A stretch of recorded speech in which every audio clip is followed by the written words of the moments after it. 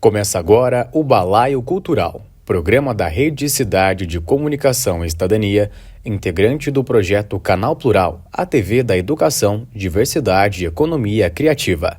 Esta obra audiovisual é viabilizada por meio do edital Fomento Cult, PNAB número 41 de 2024, do Programa de Ação Cultural PROAC e da Política Nacional Aldir Blanc de Fomento à Cultura PNAB. Realizado pela Secretaria de Cultura, Economia e Indústrias Criativas do Estado de São Paulo, Ministério da Cultura e Governo Federal.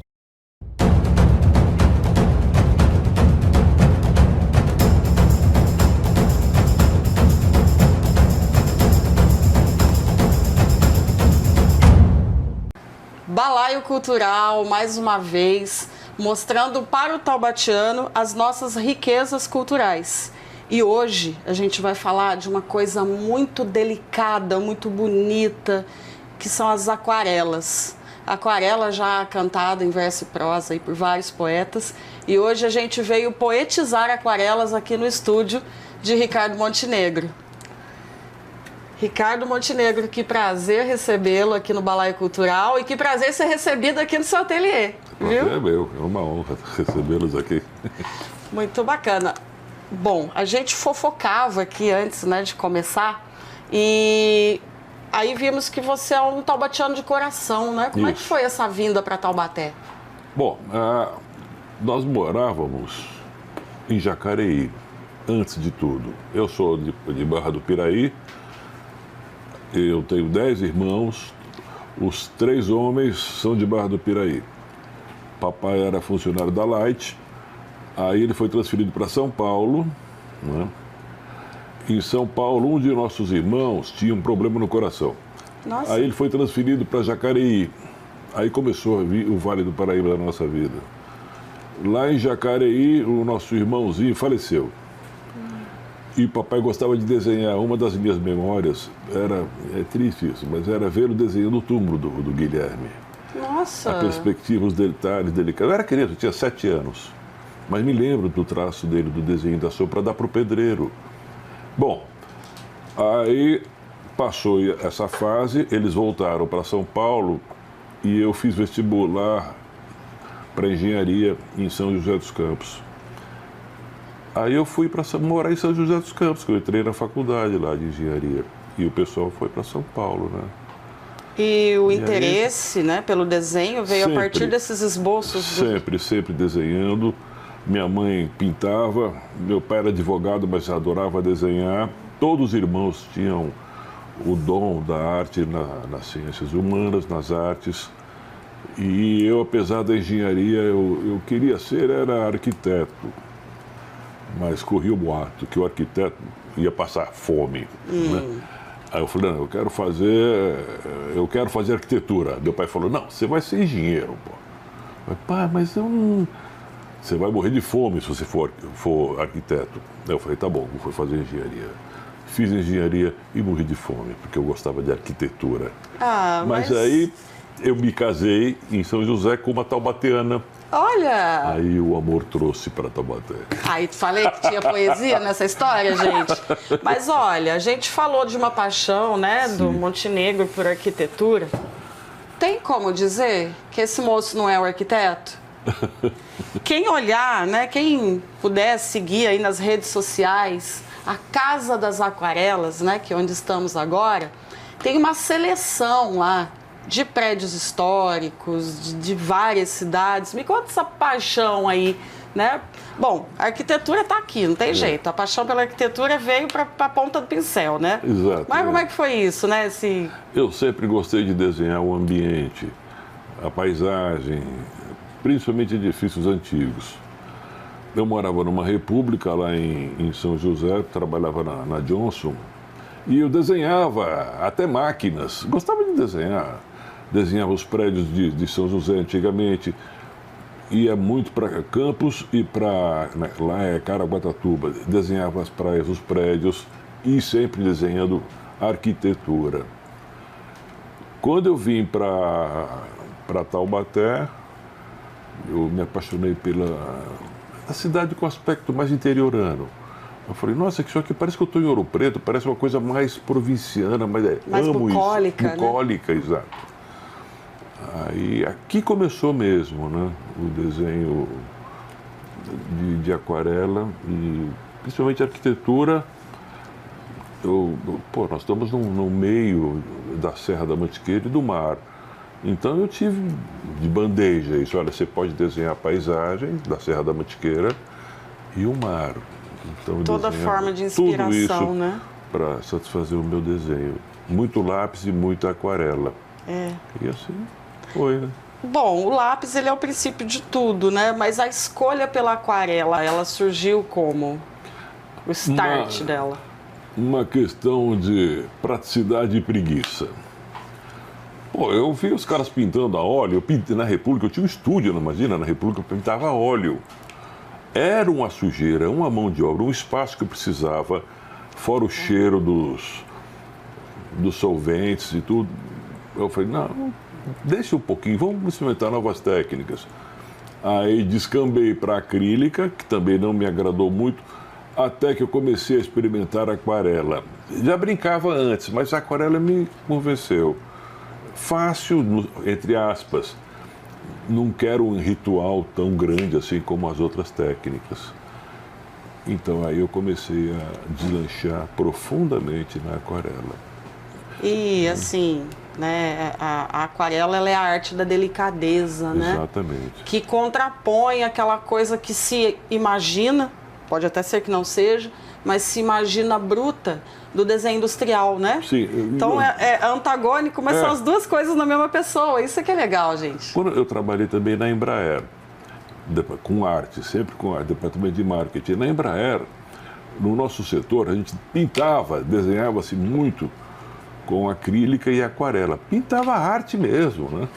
Porque não tinha computador naquela época. Era bem o início da Embraer. E pintava, você imagina, sistemas mecânicos. O Coronel Osiris gostava de arte, então ele falava, não, eu quero o aspecto artístico do avião, eu quero uma coisa assim, feita com aquarela, uma coisa suave, sem ferir a integridade da arte. E esse foi um dos meios então, que a gente seguiu na técnica de aquarela. Que bacana. Depois na Johnson também começou já iniciando a era cibernética, entrando um pouquinho de computador, né? Mas sempre visando uma mixagem entre tecnologia, a precisão da engenharia, com a arte. Essa somatória vai dar o quê? Design, desenho industrial, estilo. Aí começou a entrar o estilo na minha vida, o design. Que interessante. É uma história que eu acho que não é comum. Eu acho que não vai ter outro artista com uma história parecida. É muito próprio isso, né? E a paixão pelo Brasil, né? Como tem brasilidade nas suas coisas. Olha, eu tenho hoje, depois de todos esses anos, são mais de 50 anos pintando e desenhando. Então eu tenho um acervo de aquarelas de 2.500 aquarelas. Pelo prazer de pintar, eu sou muito avesso a correr atrás do mercado, exposição, mas os filhos não pensam assim. O Guilherme, que é engenheiro também, pai, não é só viver de poesia. Eu vou te ajudar a vender esse trabalho todo, esse acervo. Eu falei, olha, faz o que você quiser, isso aqui é de vocês, é o legado. Eu só queria, quando eu me for, doar isso para alguma universidade, alguma coisa. Porque eu pinto pelo prazer. Ele falou, prazer o caramba, eu quero grana na mesa. Pô. Aí ele chegou, ele se especializou, fez engenharia, especializou-se em marketing, fez engenharia da computação. E o caçula também. Só que o caçula, que é o Arthur, dedicou-se a desenha muito bem, a trabalhar com design de stands, de desenho corporativo. Foi fazer faculdade lá em São Paulo, no Senac. O Guilherme fez faculdade aqui em São José, especializou-se em engenharia da computação, aí veio trabalhar comigo nessa área, né? Transformou essa empresa nas aquarelas no negócio dele e eu não ligo, eu vou pintando e vai somando. São 2 arquivos de desenho em papel, né? Com mais de 2.000 aquarelas. E ele explora isso nos canais, nas plataformas digitais, que eu não estou um pouco longe, um pouco distante dessa área aí, né? Eu sou mais analógico mesmo. Mas é interessante, né, que mesmo feito à mão tem que passar pela tecnologia, né?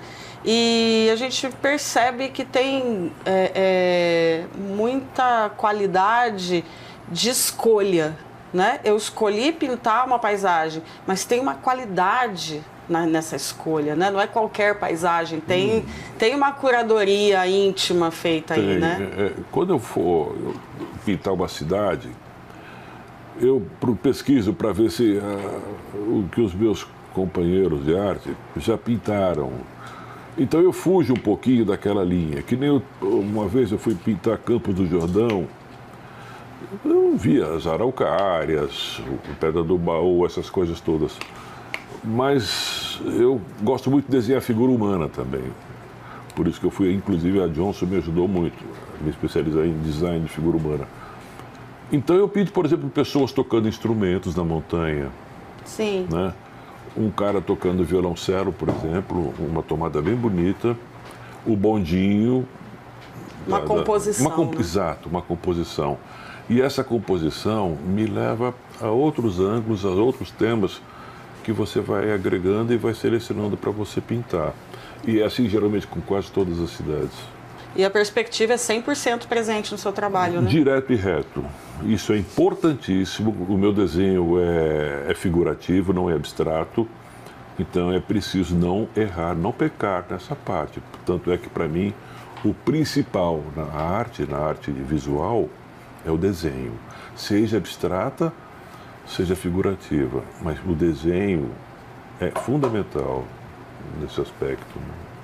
E eu vejo uma coisa muito própria, né, da sua entrada na aquarela. Tem, assim, algum artista, aquarelista, assim, que tem, assim, um espaço guardado aí no seu coração, uma admiração aí? Tem. Aqui em Taubaté tem. Tem uma coisa assim. Inclusive eu dou aula de aquarela e tem pessoas que vêm aqui já trazendo uma sensibilidade incrível. E eu vejo depois essas pessoas aí pelo mundo fazendo trabalhos incríveis. Posso enumerar aqui uns 10. Ah, que bom, é bom saber que isso. Que se dedicam e são estupendos mesmo. Eu falo, já trouxeram o talento, apenas vieram treinar comigo. Lapidar, né? Eu não diria lapidar, que elas são boas mesmo. Bom, a gente vê que aqui, né, a gente falando dessa coisa de ter... É imprescindível ter o talento, mas tem muito material de estudo aqui, né? A arte é uma área que exige, né? Olha, um estudo aprofundado. Esses livros estão aqui porque faz muito tempo, já são 30 anos dando aula. Eu sou do tempo do livro ainda, do papel. Se eu fosse começar um ateliê, um curso hoje, eu teria tudo no celular, não teria tudo isso aqui. Mas o fato de ter esse material, revistas do mundo inteiro, livros do mundo inteiro, são bagagens referências que eu trago comigo, que a gente briga igualmente com qualquer linguagem digital hoje. Porque não é o digital que vai selecionar, vai deixar o seu trabalho bom. É mais a sua alma, o seu espírito, a sua emoção. E a intuição artística também, né? Exato. É muito bacana isso, e a gente perceber que... Hoje eu acho que por estarmos, né, no ápice da tecnologia, eu acredito mais ainda na valorização do trabalho feito à mão, do trabalho ali, né, da ponta de pincel. E eu acredito que acaba agregando um valor hoje, porque está todo mundo muito digital. Eu estava até discutindo com o Guilherme sobre inteligência artificial. Eu não vou desmerecer. Aliás, esse nome, inteligência artificial, eu não gosto. Devia ser sensação artificial, emoção artificial, mas não inteligência. Artificial, concordo. Mas inteligência é dar muito queijo pro ratão. Não. Concordo. Deixa a inteligência, sabe, faz uma emoção, então. Por que você vai dar um negócio artificial, aquela bruta inteligência que domina o mundo? Mas inteligência, não, você está copiando. O negócio é uma imitação da vida. Uma bela imitação artificial, desprovida de calor, de humano, porque aquilo faz minutos, segundos. Então, falou, descreve o que você quer, sai pronto. Não tem o sentimento que tem. Se for para a gente começar a polemizar devagar, nós vamos... Até amanhã. Mas é isso, né? A pintura, né? A gente... ninguém vai numa pinacoteca e fica horas lá admirando um quadro se aquilo não estiver te chamando para estar ali, né? E essa emoção, esse sentimento, a Concordo. Tecnologia não tem. Exato. Você vai ver como é que é lá no Louvre, por exemplo, você vai ver o Delacroix, com aquele quadro do tamanho de uma casa. Aquilo feito com inteligência artificial não ia ter aquele impacto, aquele calor que transmite. Não ia. Enfim. E a gente falou né, você disse que gosta muito de fazer formas humanas, né? E essa coisa do humano. A gente percebe muito nos seus pescadores isso. Olha, o fato de morar aqui em Taubaté, perto de Ubatuba, eu adoro ir. Antigamente era melhor, ali na região do mercado. Tinha, antigamente, hoje não tem mais, um pequeno estaleiro, eles construíam barcos de pesca. Cansei de ir lá, de fazer esboços daqueles homens trabalhando, construindo seus barcos. E depois você vai, quando eles descarregam do mar para abastecer o mercado, as imagens são incríveis.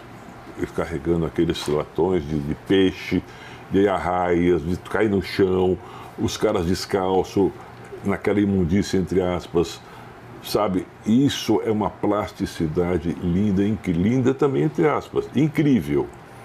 Ali tem o cara trabalhando, tem emoção, tem, sabe, o cheiro.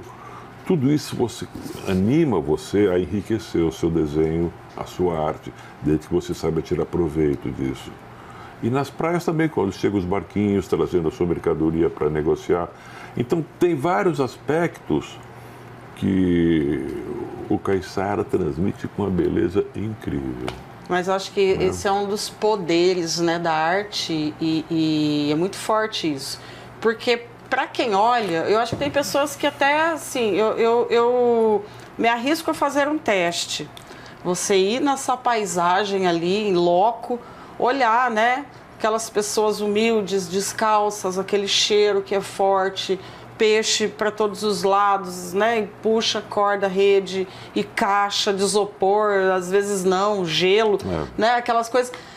Muitas pessoas que talvez passem, né? E observem essa paisagem ali ao vivo, falam, ai, nossa, preciso sair daqui. E de repente a mesma cena retratada na parede é um encantamento, né? Fala, nossa, a beleza da cena ela enxerga no que está na parede. Isso é que é legal, isso esse desafio que é gostoso. Transformador isso. Quando você vê, né, o cara carregando lagostas assim na mão, carregando camarão, sabe, você no desenho, na solidão do seu ateliê, você começa a desenhar aquilo, você viaja. Você começa a deixar poético aquela sensação. É aí que mora, né? Aí fica legal. A poesia, é aí que mora. Eu acho que tudo que o artista passa, né, também, não tem como você olhar uma obra e não enxergar o DNA do artista, né? Até porque tem algumas pessoas... um tempo atrás nós fizemos um documentário sobre a vida e obra do mestre Justino. Sim, Justino. E é uma coisa tão impressionante, principalmente as pinturas espatuladas dele, né? Que se não tiver assinatura e a gente for para a China e ver um quadro, mesmo que sem assinatura, você olha e fala, isso é um Justino. O Justino, eu conheci bem o Justino. Ele uma vez chegou para mim e falou, Montenegro, eu quero dar aula no seu ateliê. Olha. Eu falei, opa, Justino, pode, será um prazer. Aí ele marcou com as alunas que a aula ia ser aqui, né? Um dia quente. Aí começou a ver as senhoras aí, e eu falei, Justino, ligava para ele, cara, não tem espaço para tanta gente, você dá um jeito. Eu falei, mas você não vem? Tá muito calor, eu não vou, moço. Fala para elas que adiou o curso. Ai, a cara do Justino. O Justino tinha umas tiradas. A cara do Justino, isso. Eu não cheguei a conhecê-lo em vida, mas eu, trabalhando a obra dele, conversando com a família, ele acabou ficando muito próximo. E aí né, toda vez que alguém me conta um depoimento é muito parecido, né? E quando juntava com o Demétrio também, né? Aí, então isso é muito próprio deles, né? Tem histórias incríveis. Tem outra, desculpa te interromper. Uma vez ele veio aqui para aprender a desenhar mãos e pés. Eu falei, Justino, vai embora, não me pisa aqui. Mas eu preciso, todo mundo fala que eu sou desproporcional. Eu falei, Justino, a hora que eu te ensinar a desenhar mãos e pés, o seu valor vai cair abaixo de 0, vai... A sua beleza está na sua espontaneidade, na sua anatomia. Mas não dá para dar um jeitinho? Eu falei, não dá para dar um jeitinho. Foi embora. É, só um artista para convencer outro artista de que o que ele faz tem que ficar do jeito que é, né? E assim, né, essas cidades... Bom, eu acho que para fazer com naturalidade essas paisagens, viajou bastante, né? A maioria das cidades eu fui, desenhei, fotografei, e desenhei, né? Fotógrafo, viu, gente? Não, mas também eu sou Aliás, eu era um apaixonado por fotógrafo antes de vir para Taubaté. Olha. Aliás, tem até um caso, foi na época da Revolução. Eu adorava fotografia, tinha minhas teles, todo o dinheiro que eu ganhava fazendo estágios, gastava em fotografia. Revelava meus filmes no meu ateliê lá em São Paulo. Aí um dia, isso... É um episódio da minha vida, na época da Revolução. Eu estava no Hospital das Clínicas, com a minha tele, no pronto-socorro, fotografando os casos escabrosos que chegavam, que tinha tido uma passeata e os machucados estavam sendo socorridos pelos... Eu comecei a fotografar com a minha tele, né? Aquela multidão, aquela coisa. De repente, 2 senhores de terno escuro, chapéu caído na testa, assim, típico, me pediram documentos, recolheram meu material e me convidaram a acompanhá-los. Aí eu fui, já comecei a ficar preocupado, que eu sabia de casos horríveis. Fomos lá para um porão do Hospital das Clínicas. Nossa! Me deixaram numa salinha, trancaram, me levaram tudo meu. Ali eu quase que tive um infarto de tanto desespero, né? Mas o fato é que depois a porta se abriu, foram alguns jovens médicos, pediram desculpa, perguntaram, que jornal que você é? Eu falei, não, isso aqui é puro hobby. Pô, por que você não é de jornal? Isso aqui, você tem autorização para fotografar tudo que acontece aqui, as coisas mais... Você tem que falar para o mundo, mas você não é, meu. O que você faz na vida? Eu falei, eu sou estudante, sou estagiário. Ele falou, pega seu material, pega tudo e me deram autorização. Vai aonde você quiser, do hospital, para fotografar o que você quiser. Saí de lá, nunca mais voltei. Ai, mas olha que foi tenso isso. Fotografia. Né? Foi tenso isso. Mas enfim. E assim, retratar o povo brasileiro, né? Porque a gente percebe nas pessoas, né, que você retrata uma coisa muito nossa, né? Os traços regionais, é muito legal. E a aquarela, por ela não ser aquele desenho muito entre linhas, né, por ela ser uma pintura diferenciada, a gente comentava antes, né, essa riqueza de detalhes. Olha, é tão bom quando você desenha a baiana, por exemplo, o gaúcho, quando você... Posso contar mais um caso? Pode, deve. Tudo que é interessante a gente quer nesse balaio. Gosto de desenhar figuras humanas. Eu estava fazendo um curso lá na Universidade da Califórnia. Curso de inglês e depois eu ia fazer o curso de design. Aí a professora chegou e falou, tinha gente do mundo inteiro na sala de aula. Eu queria que vocês viessem aqui, a professora falando, e falassem, para exercitar o inglês, como é o país de vocês, como é que vocês são, o que tem de interessante. Aí tinha aluno da Colômbia, muito japonês, tinha, enfim, América Latina, argentino, todo mundo lá, tinha franceses, tinha uns 30 mais ou menos alunos do mundo inteiro. Chegou na minha vez, o meu inglês era horrível. Eu falei, olha, eu não sei falar bem inglês, mas eu sei desenhar. E tinha um quadro lá, uma lousa, aí eu peguei o giz, ela ficou, nossa, que diferente. Fala do Brasil, então. Aí eu fiz um esboço do mapa do Brasil e comecei, in the south of Brazil, temos o gaúcho. Aí eu desenhava um gaúcho, sabe, no cavalo. Subindo mais um pouquinho, aí ia para a Bahia, desenhava as baianas, né? Aí ia para o Nordeste, as jangadas, os jangadas. E assim foi. De repente a lousa estava com todas as características de brasileiros das regiões do país. Isso me facilitou muito falar com os gringos, né? Que eu gostava de desenhar, mas de falar, não. Mas olha, é uma coisa muito impressionante, porque isso é muito vivo no seu material, nas suas obras. É muito vivo isso. Adoro desenhar figura. A gente percebe essa coisa de gostar da cultura brasileira de todas as formas, né? A gente comentava antes de começar o programa, falando das coleções de paisagem, coleções de monumentos históricos, de prédios, coleção de cultura popular, coleção de carnaval. Tudo. Coleção, né, de pescadores. As figureiras. Quando eram vivas, as três. As três. O São Luís, né? O Carnaval de São Luís. Nossa, São Luís. Eu tenho aquarela de carnavais do Brasil inteiro. Entre os 5 principais carnavais do Brasil, é claro que eu pus São Luís do Paraitinga. Ah, e é claro que a gente viu e bateu palma. E é muito legal isso, porque a gente se sente incluído, né? A gente se sente dentro das suas obras. Quando, por exemplo, as paisagens de Taubaté. Tem uma aquarela que eu achei bastante interessante. O prédio do Idesa, né? Aquela perspectiva, assim, que você vê a continuidade da rua, né? Aquilo é longo, né? Perspectiva, né? A perspectiva deixa longo e a gente vê os cantos de parede, assim, do prédio.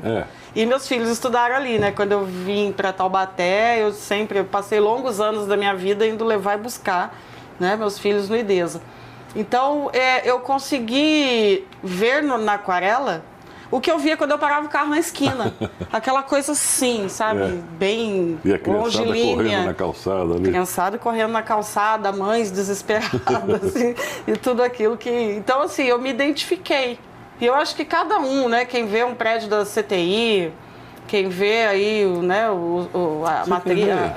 Já que eu e meus causos... Ah, eu adoro causos. Eu fui convidado uma vez, em 2012... Eu sou corintiano. Aí, André corintiano. Tá lá. Sabe? Nosso André Ferreira, acho que ele é o corintiano número 1 do Taubaté. Aí fui convidado pelo Corinthians, em 2012, para fazer um livro do Corinthians em aquarela. Para fazer, no final do ano, o livro tinha que estar pronto, porque esperava-se que o Corinthians ia ganhar o Campeonato Mundial. Tá aí o livro. Tá aí o livro. Tá. Olha, livro do Corinthians em aquarela. Olha aí, corintianos. Deixa eu ver, dá licença um pouquinho. Fica à vontade. Só ver se tá aqui mesmo. Você lavou as mãos para segurar nele? Então, né? Aí, André. Olha, gente, o livro do Corinthians. Isso era quando o Corinthians conseguiu o Campeonato Mundial, eles pediram: Montenegro, você vai desenhar um livro de todo o time, desde a fundação do Corinthians até hoje, até a conquista do título mundial. Gente, foi uma delícia. Durante esse ano, eu passava madrugadas e madrugadas desenhando só figura humana. Olha isso. Todos os jogadores. Olha como é lindo isso. Montenegro, eu vou entrar na conversa. Você André Ferreira, chegue. Está dando livro para uma herdeira de um dos fundadores do Corinthians. Ah, é? Olha isso, gente. Os olha fundadores aí. do Corinthians. Então, né, lá no começo dos tempos, um italianinho chamado Rafael Perrone. Você é? Eu sou Perrone. Que legal! É meu tio bisavô, Que beleza! Rafael hein? Perrone, um dos fundadores do Corinthians. Olha que gente, olha só. Aí, tá vendo? Que está sepultado em Jacareí. Ah, Rafael Perrone está sepultado em Jacareí. Gente, é muito, olha, Bar São Jorge. É muito Corinthians isso, né? Tudo. Olha tudo. isso. Toda a história, até A grande estreia do time do povo. até o Itaquerão, né? Depois de 2012 aí, Gente. acabou. E esse livro, a história desse livro, ele foi lançado em São Paulo? Ele foi lançado em São Paulo. Olha aí a torcida. Olha, esse livro, a editora parece que fez, acho que 5 mil livros. Acabou na hora. Ah, eu imagino. Porque foi a conquista no ano, né? Aí, Então, os grandes craques. Gente, muito bonito isso. Muito legal. aí está a minha paixão em desenhar figura E humana. me fala uma coisa, né? Quando chega ao estádio, quando chega esse convite, né? Como é que partiu? Como é que veio esse convite? Como é que você ficou? Você falou, meu Deus. O meu meu sobrinho, ele é corintiano roxo, de frequentar o Corinthians, o Parque São Jorge, tudo. Ele chegou e falou, tio, participei de uma reunião, eles estão procurando alguém para desenhar a história do Corinthians. Jornalista foi um jornalista, é claro, que ele me ajudou a escrever, eu não escrevi, eu só desenhei. Aí ele me apresentou o pessoal do Corinthians e eles fecharam o contrato comigo. Gente, mas é sensacional isso. Olha. Tudo aí, prova do crime. E assim, né, um projeto desse tamanho para o time do coração, né, como é que bateu aqui? Foi uma delícia, Demorou muito tempo? Foi um ano. Um ano. Fazer todas essas coisas. Acho que são 180, 200 aquarelas, né, parece, não tenho bem certeza. E esse esboço mais escuro, giz, lápis? Foi feito com lápis e depois pintado por cima do lápis. Né? Muito, muito legal. E olha, é trabalhoso, porque tem riqueza de detalhes. Olha, cada figura esse é que é o tem problema. uma expressão. Você tem que caracterizar o cara, né, que era conhecido, caracterizar. né? A pessoa, né? Olha isso. Pergunta bem boba. Quantos taubatianos sabem disso aqui? Olha, quando... Isso aqui é impressionante. Não, quando saiu o livro, a imprensa falou. Aí a Câmara descobriu e falaram na Câmara lá, vamos divulgar em Taubaté isso. Isso. Mas não deram a divulgar. Falaram assim, passando. Eu também sou muito discreto, fiz isso. Gente, mas isso é de uma importância, isso é histórico. Isso é histórico. Né? A gente tem um artista taubatiano de coração, né? Presente num projeto, né? Eu vou dizer, é um projeto nacional, porque a torcida do Corinthians é uma nação, né? Então... Mas acabou rapidinho, viu, o livro. Ai, olha... E depois... Tipo, com quem que a gente tem que falar para reeditar? Para fazer uma outra edição? Você tem que virar uma enciclopédia, né, Dedé? Aí, ó. Tô aqui provocando o André, porque o André é corintiano até. Olha a riqueza de detalhes. Me parece que eu fui convidado para dar uma entrevista na Band naquela ocasião. Um programa que tinha na hora do almoço. Mas ficou por isso mesmo. Olha só. O torcedor pai e o torcedor filho. Muito legal. Olha isso. Muito, muito bom. É um projeto incrível esse. Ainda bem que você tem esse. Olha, isso aqui é ouro. Esse é o único, que o resto sumiu todo. Esse é ouro. 20 livros desse aqui. Foi. Muitos passaram a mão também que não tinha mais, aí acabou. Enfim, essa é a minha vida. Que coisa impressionante. E assim, você é uma pessoa que projeta o futuro, tipo, para 2027 eu vou fazer isso? Não. Só... O que eu penso é no bem-estar das pessoas. Eu sou um pouco crítico, não gosto de falar de política, mas sou um pouco crítico com muitas atitudes, com muitas coisas. Prefiro me resguardar, tá? Mas é claro que aqui na minha casa, com meus filhos, com a Sueli, a minha esposa, nós sempre temos planos para a eternidade. A gente sabe que a eternidade é meio relativa. Isso a gente tem que ter sempre. Né? Os sonhos nunca terminam, né? Então a gente vive assim. Bacana. Uma coisa que me chamou a atenção foi o seu olhar para as coisas simples, né? Você faz as coisas simples ficarem grandiosas. Um trabalho seu que eu gosto muito é aquele trabalho que tem várias bicicletas de passeio, flores, um monte de bicicleta estacionada assim. Voltando para a cena real, certo, né?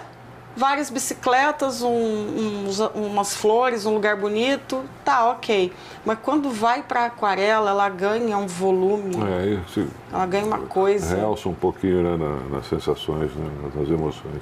Eu acho que é um convite também para a gente falar, olha, bota o pé no freio, larga o estresse, a internet, vai andar de bicicleta. É uma terapia. E ali a gente tem um ciclista, ó, tem uma pessoa que faz uma terapia de pedal ali. Então, assim, a obra convida a gente para falar, ai, gente, eu preciso tanto andar de bicicleta hoje. Eu gosto, quer ver, eu tenho também aquarelas de surfistas, porque amigo dos meninos são surfistas, senhores, não são mais crianças. Mas a plástica do surf também é muito bonita, pintada em aquarela. E tem também,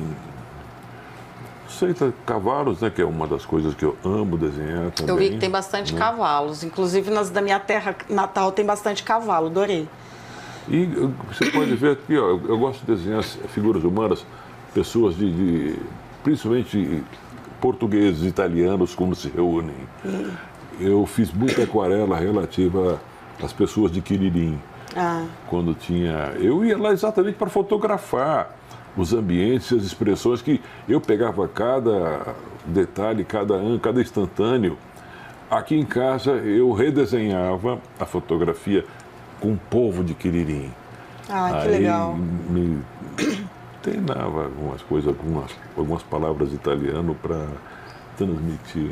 Enfim. Movimento, né? Eu acho que o povo, né, de modo geral, ele é movimento puro, né? Você vai na feira, no mercado, na Breganha, no Quiririm. Na Breganha, eu pintei também muita coisa da Breganha. Mercadão.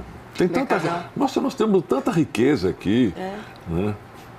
Tem que valorizar, né? O movimento, as pessoas, o ambiente, é um conjunto. Exato. Que bom que a gente tem Ricardo Montenegro para retratar, viu?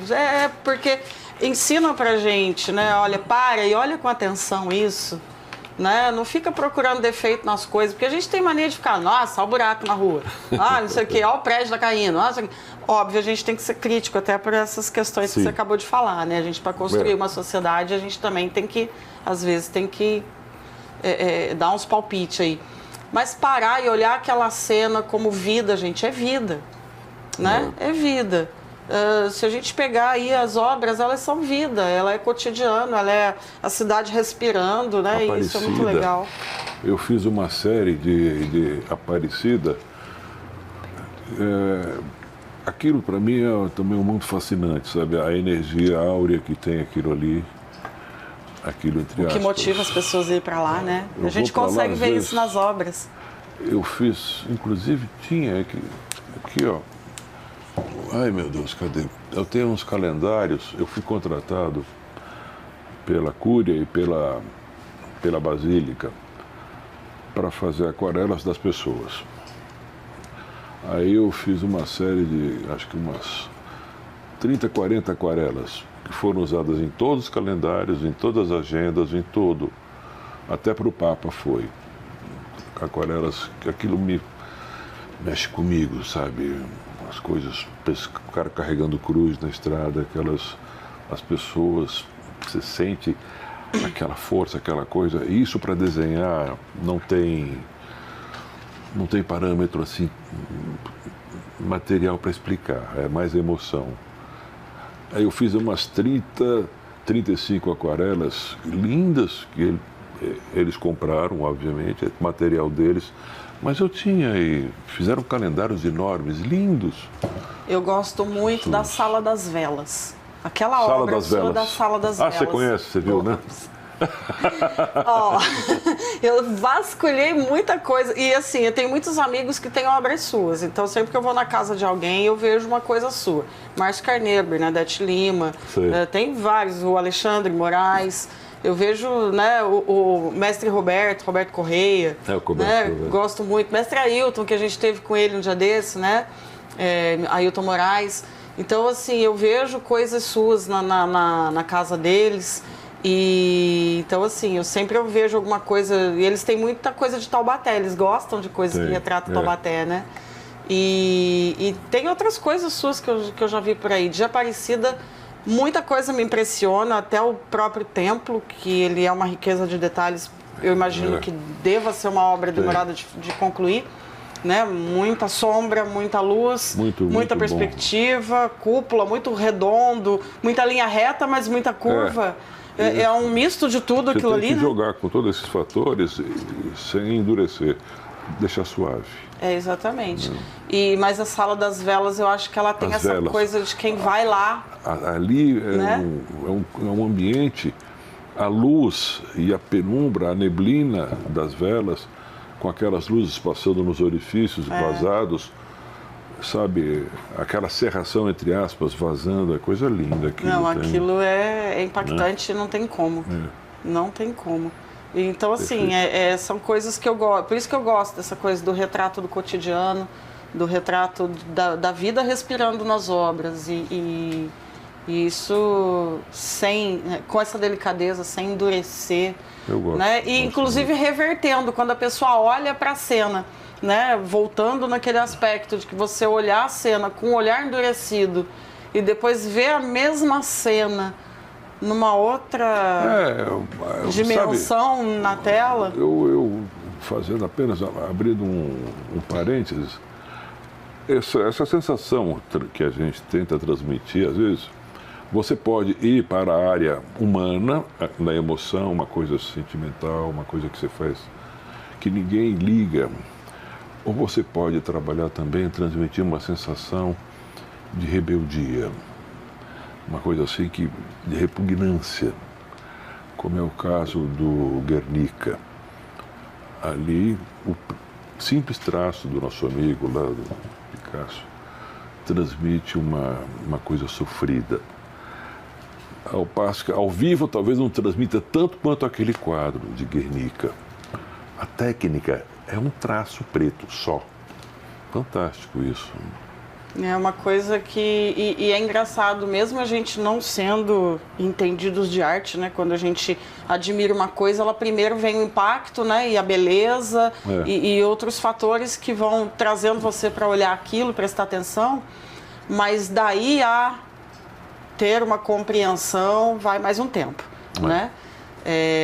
Eu vejo isso, né, voltando a citar Justino.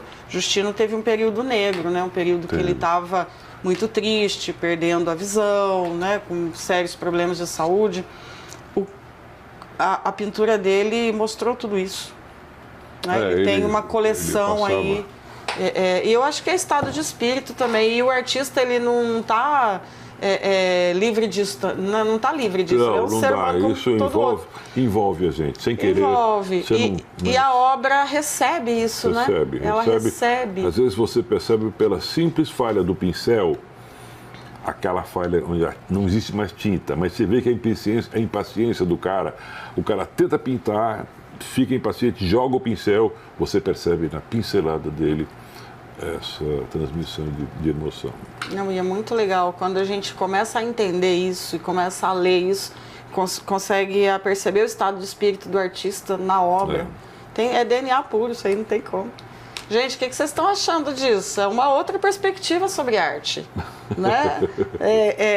Aqui são humanos falando do belo, né? Então não tem como a gente não levar para esse lado. E assim, a gente já está quase, né? Eu ficaria aqui, gente, ó, o dia inteiro. Ficaria aqui o resto da tarde, né? Mas já estamos chegando quase no final. E assim, sobre os novos artistas, né? Você tem, como tem alunos aqui, acredito que receba muitos jovens, né? O que o jovem hoje, como o jovem enxerga a arte? Como ele entende esse mundo? O jovem, hoje, eu tenho um probleminha de saúde que estou me tratando, tenho um câncer de próstata. Então eu resumi bem a minha turma. Hoje eu só dou aula para adultos.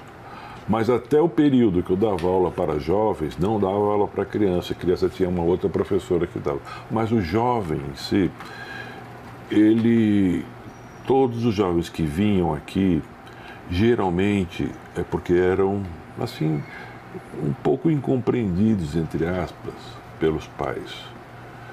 Eles tinham uma personalidade marcante, geralmente eles eram introspectivos, mas eram assim de uma capacidade, de uma inteligência, de um talento escondido que precisava se abrir.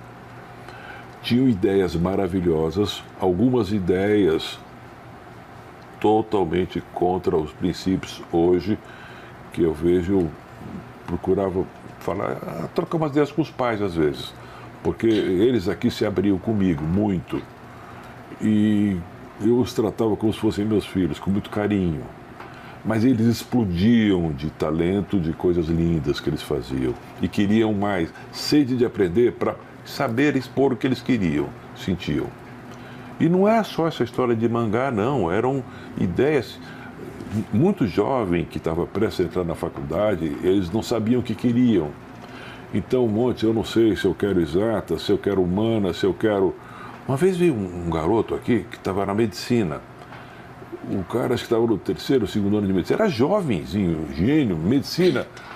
O cara odiava a medicina. Ele fez uma prova de anatomia, foi muito mal, estudou um mês inteiro e foi mal. Ele falou, não é isso que eu quero para minha vida. Sentou ali naquele banco no gramado e jogou os materiais que ele tinha ali na grama. Eu dando aula vendo aquilo. Foi o cara de branco, tô chorando, pô. Aí ele entrou e falou, desculpa, eu estou muito emotivo, estou com muita raiva da minha vida. O que houve, cara? Ele tinha um pai que era militar. Militar e era, parece que médico. E tinha um cargo muito alto. Eu não vou falar de onde que era. Enfim, e o pai queria que ele fosse médico. E ele odiava, ele queria ser arquiteto. Aí ele tinha medo de falar para o pai. Então ele falava, se abria com a mãe. Aí a mãe falou, não, você vai abandonar a medicina, terceiro ano parece. Nossa. 20 e poucos anos, mocinho, e você vai fazer o que você quer. Aí ele, depois de um mês ele voltou, apaisano, né, nada de branco. Eu vim fazer a primeira aula para arquitetura, né? Pô, o cara foi muito feliz, o cara não queria ir embora, o cara só queria desenhar. Eu falei, chega. Ele falou, não, eu amo isso aqui, eu quero morar aqui, pô. Conclusão, ele entrou na Faculdade Federal de Curitiba, que era a família era de lá, né? Que legal. São histórias assim, né, que aparecem, né? Né? E é interessante, porque o jovem é muito intenso, coisas muito assim, cores fortes e tal. E de repente ele vem, né, se recompor nessa calma. Exato. Que é a aquarela, né? Eu não sou psicólogo, eu apenas falo e ensino a arte. Às vezes as mães falam, não, você não precisa ir, meu filho, eu quero ir lá. Não sou terapeuta. Olha, eu tô quase ficando por aqui, viu? Gente, olha, esse papo tá uma delícia. Eu vou aqui conversar com o Montenegro pra gente fazer uma segunda rodada num outro momento, porque não é só os alunos que querem morar aqui não, gente. Eu também quero, eu acho que a equipe, né? Tá, eu acho que todo mundo quer morar aqui, né? No meio dessas cores, dessas formas, né? Dessas coisas. Obrigado. Porque a gente vê a nossa vida, né? Aqui, né? Nesse mundo aqui, nesse movimento, né? A nossa arte é um pouco diferente, né? A gente precisa dessas coisinhas aqui, ó. Mas a nossa arte é mostrar para o mundo a arte deles, Obrigado. né? Então, é isso. Gente, olha, Montenegro, suas considerações, fica à vontade, a câmera é sua. Olha, eu agradeço a oportunidade. É raro, eu sou uma pessoa muito discreta, tem um apelido de ser urtigão. Ele não aparece, ele foge, mas essa oportunidade que eu achei para mim foi divina, maravilhosa, que eu precisava falar para vocês também. Então agradeço.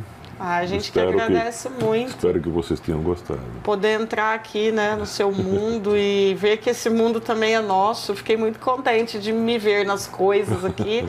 E eu acho que todo mundo que olha, né, para uma obra, eu acho que a aquarela, eu acho que ela tem uma característica diferenciada das outras. Eu acho que ela tem o poder de te falar para, desacelera, respira e admira, né? Por conta de ser como ela é mesmo. Eu acho que a aquarela, em específico, tem esse poder. E a gente está se sentindo aqui zen, completamente zen. Obrigado.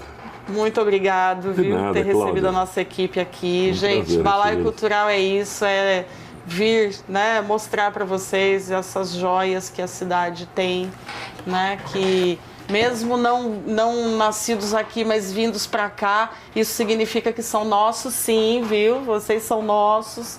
Eu também me considero uma pessoa da cidade, embora tenha nascido em outro lugar, mas a gente escolheu, né, estar aqui.